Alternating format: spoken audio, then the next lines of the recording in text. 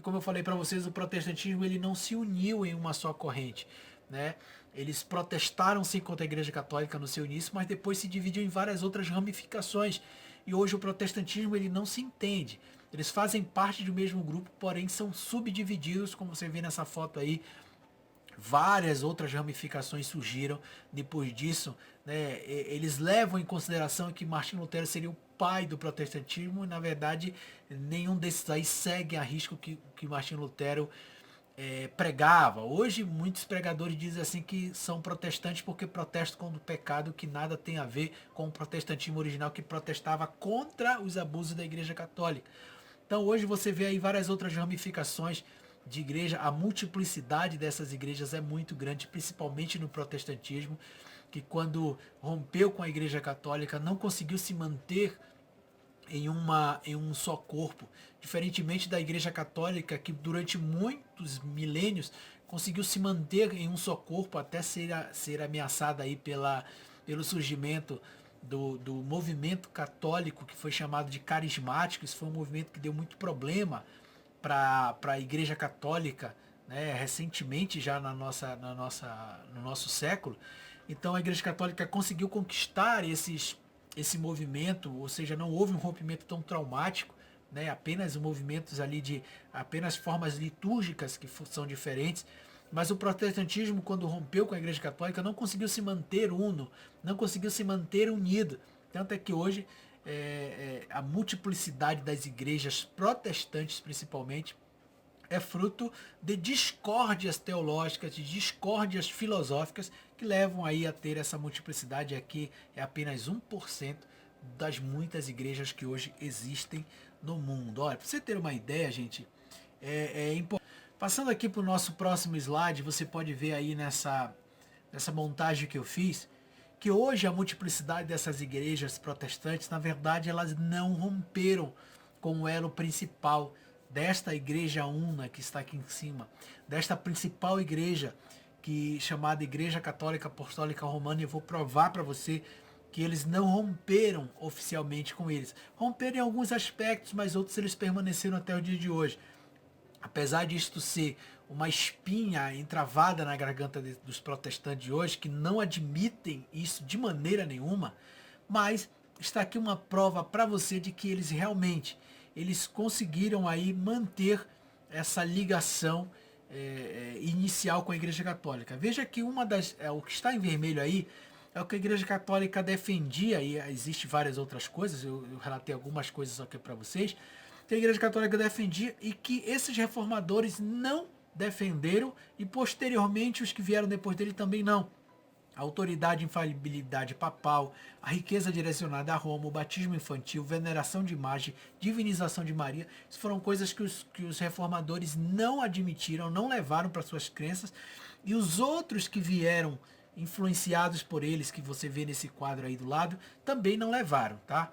Porém, a divinização de Jesus, os 7 sacramentos, batismo para a remissão de pecados, um Novo Testamento, um livro inspirado, a Santíssima Trindade, isso aí passou, junto com a ceia do Senhor, a hierarquia eclesiástica, passaram para os reformadores e obviamente foram levados em consideração por outros, tá, que vieram posteriormente. Se você der uma estudada um pouquinho na biografia de Martinho Lutero, gente, você vai entender que a Bíblia que você carrega hoje, alguns livros não eram aceitos por Martinho Lutero, não. Ele não reconhecia esses livros como inspirados, tanto é que na sua Bíblia, apesar de ser vendida uma Bíblia aí fajuta de Lutero, que consta ali os 27 livros canonizados pela Igreja Católica, coisa que o Martinho Lutero não aceitava alguns livros canonizados não, tá, gente?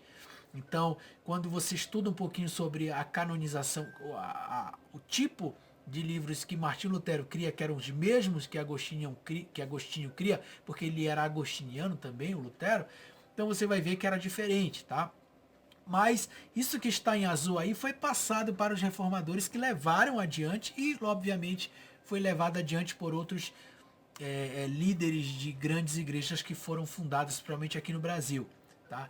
Agora aqui embaixo nesse quadro você pode dar uma olhada aí as mudanças mascaradas. O que são mudanças mascaradas? São aquelas que existem hoje em dia nas igrejas protestantes, que na verdade fazem parte da grande mãe, a Igreja Católica Apostólica Romana. Olha só as mudanças, as indulgências. O protestantismo não pratica indulgência não, professor. Pratica. A indulgência antiga da Igreja Católica é que tinha que pagar, né, para tirar os seus parentes do purgatório, por exemplo, e dar a eles a salvação. As indulgências hoje no protestantismo é os dízimos, que se você dá, você está bem com Deus. Mas se você não dá, você rouba a Deus e obviamente você não está salvo, porque quem rouba a Deus não vai para o céu. As indulgências hoje modernas no protestantismo é o dízimo. Casa de Deus, que a Igreja Católica tanto chama as suas catedrais de casa de Deus, hoje os protestantes fazem a mesma coisa. Quando abrem suas igrejas nas esquinas, nas garagens, chamam aquilo de casa de Deus. Aqui é a casa do nosso Deus. E Deus não tem mais casa na terra, gente. As pessoas não compreendem isso.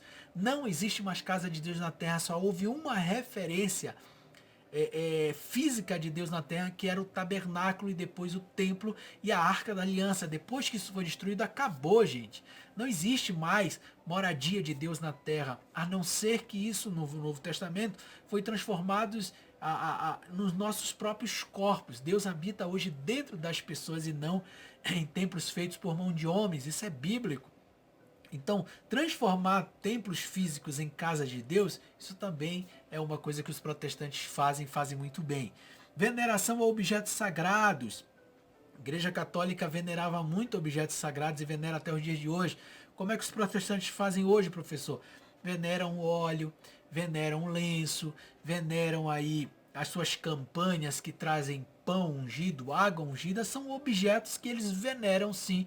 Claro que não é todo o protestantismo, mas a grande esmagadora maioria fazem isso sim, inclusive idolatrando e venerando a própria Bíblia. Busca pelo poder e controle das massas pelo sacerdócio santo. Ora, isso a Igreja Católica fez muito bem no seu início e os protestantes fazem isso hoje. A busca exacerbada pelo poder, pelo reconhecimento nacional da mídia, de outros setores, e o controle da massa pelo seu sacerdócio santo.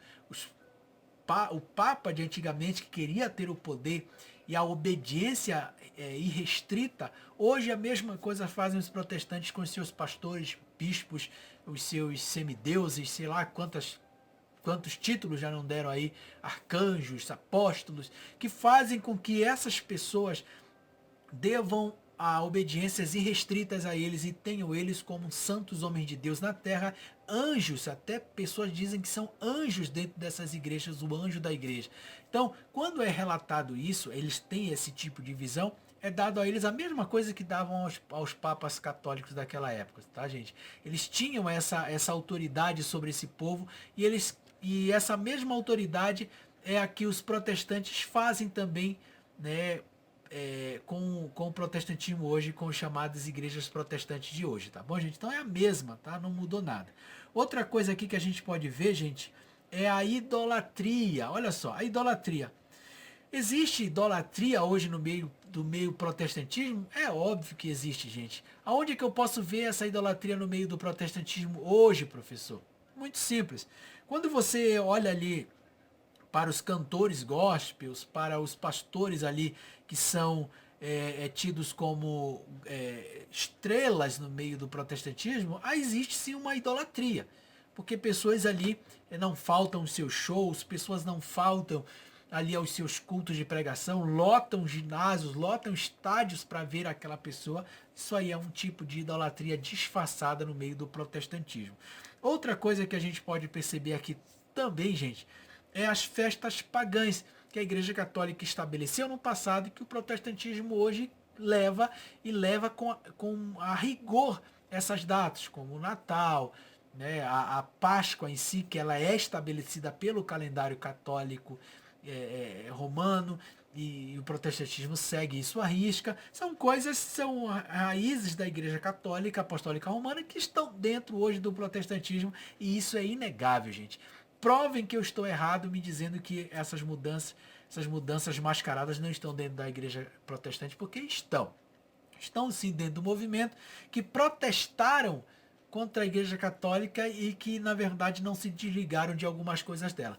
romperam em algumas ideias, mas trouxeram outras que estão enraigadas até os dias de hoje, principalmente doutrinas criadas por eles que os protestantes levam hoje à risca, tá bom, gente? Então, não houve uma mudança assim tão absurda que a gente possa se assustar. Na verdade, eles levaram e infelizmente está aí hoje o protestantismo corrompido pelo catolicismo romano, que posteriormente foi corrompido na sua Idade Média por paganismo, por mitologias e por aí vai, tá bom, gente?